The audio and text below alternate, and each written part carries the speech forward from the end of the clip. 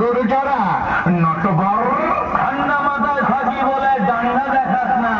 আরে রংবাজিটা ভালোই জানি, সেটা ভুলিস না। মটকা গরম হলে মামা